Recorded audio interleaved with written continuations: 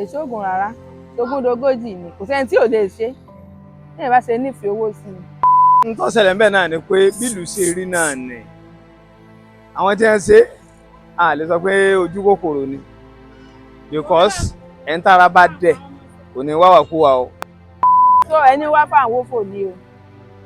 ó ná màkèsà ẹmọye tó ti wá tó ti lọ bẹ́ẹ̀ náà ṣe bẹ́ẹ̀ oríṣiríṣi ló ti wá tó síbẹ̀ sòkìn sóògùn o. ṣùgbọ́n bí ìlú ṣe rí ìlú ọ̀fararọ tó sún gbogbo ọ̀dọ́ ẹ̀rí gbogbo àwọn ọ̀dọ́ ní ìsìn wọn ò fẹ́ ṣiṣẹ́ mọ́ yahoo ní ẹ̀sìn. tí ó bá ti lójú kòkòrò ní bá wà lọ wo bí tá à ń lọ yìí ojú kòkòrò ní yahoo ní kankan ojú kòkòrò ní. ṣùgbọ́n bí ìlú ṣe rí bí wọ́n tó gbé mi wá àwọn èèyàn tó ṣe.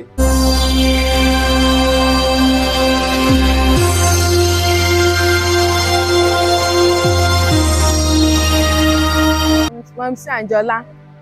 òkèrè ṣe la wà amúlòkó èso ògùn rárá tógúndógójì ni kò sẹ́ni tí ò lè ṣe ní ìbá ṣe nífẹ̀ẹ́ owó sí i ní ìbá ṣe nífẹ̀ẹ́ owó sí ni adépè lójú kòkòrò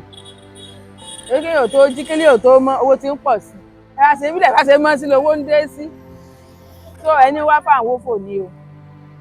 ó ná màkèsà ẹmọye tó ti wá tó ti lọ bẹ́ẹ̀ náà ṣe bẹ́ẹ̀ oríṣiríṣi ló ti wá tó síbẹ̀ sòkìn sóògùn o èso ògùn rárá ẹni wá fáwọn òfò ni o ìwé ìfowópamọ́ fáyàn ṣùgbọ́n kò sí bó ṣe gbọ́ pé dọ́bùdọ́bù láàrin òní bẹ́ẹ̀ mọ̀ pé ẹ kí lélẹ́ ìdémi náà ṣe wò opportunity dẹ̀ ni àwọn ẹlòmíì ti ṣe tán ti gbowó bó ṣe rí nìyẹn o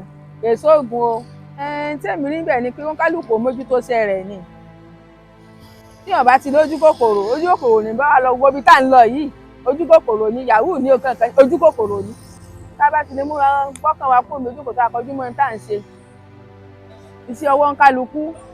kálukú fèsì ẹ̀ tó ń mójútó tó ní focus lé lórí tó lè ní determination yóò débi sílẹ̀ yóò di ní ńlá kò jẹ́ bó ti jẹ́ nù wọ́n wà mí ò tún wá lójú wá wọn ti ràn mọ́ bí ó bẹ́ẹ̀ ṣe rí náà ló ń ṣe máa rí kò sóògùn bẹ́ẹ̀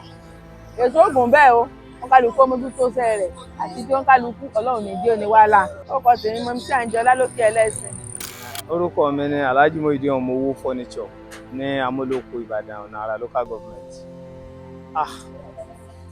n tó ṣẹlẹ̀ ń bẹ̀ náà ni pé bílù ṣe rí náà ni àwọn tí wọ́n ṣe a lè sọ pé ojú kòkòrò ni because ẹni tára bá dẹ̀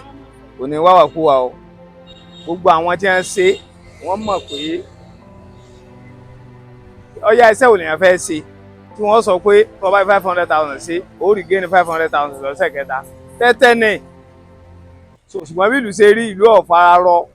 tó sún gbogbo ọ̀dọ́ ẹ̀rí gbogbo àwọn ọ̀dọ́ ní ìsìn wọn ò fẹ́ ṣiṣẹ́ mọ́ yahoo ní ẹ̀sìn so wọ́n náà láàánú wa tíjọba náà sì wà ń bẹ́ẹ̀ ìjọba wà ń bẹ́ẹ̀ epo wọn oúnjẹ wọn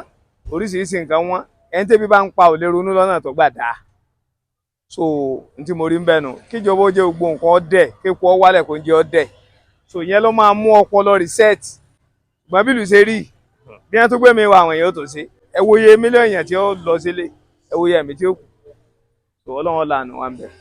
ìmọ̀ràn tá a lè gba àwọn èèyàn náà ni pé kí wọ́n ṣe sùúrù nítọ́lọ́run ọba fún èèyàn kò sẹ́ni tó lè fún èèyàn so ìmọ̀ràn mi ò jù bá ń lọ kí wọ́n ṣe sùúrù kálukú ṣe sùúrù ṣe kí wọ́n má jẹ́ kí n ti bẹ́ńtà ẹ̀ kó tó máa kó àṣàdánwò so Ọlọ́run ní jẹ́ ó bàjẹ́ fún wa. orúkọ mi ni Alhaji Muideen Ọmọwọ́ furniture Amúlòkó ọ̀nà àrà local government.